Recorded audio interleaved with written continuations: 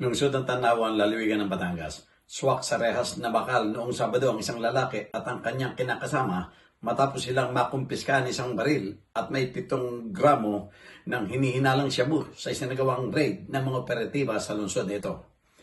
Target ng search warrant ang suspect na si alias King dahil sa pag-iingat ng illegal na armas na ipinalabas ni Judge Charito Makalintal sa wali ng Regional Trial Court Branch 66. Pero laking gulat ng mga taon ng Tanawan Component City Police Station nang saliksikin nila ang bahay nito sa Purok 3 Barangay Pagaspas dahil hindi lang baril ang sumalubong sa kanila.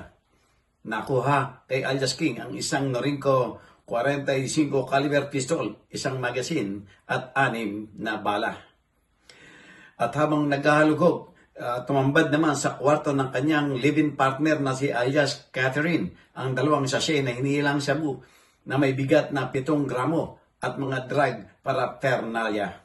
Ginamitan ng pulisya ng mga body-worn camera ang raid para sa tapat na operasyon na sinaksyan ni na Barangay Council Jonalyn Tapia, BPSO Chief Lazaro Austria at reporter na si Aileen Agoho.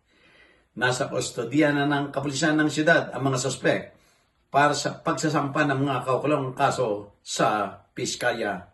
Jojo Cesar Magsumbulgurat para sa journalnews.com.ph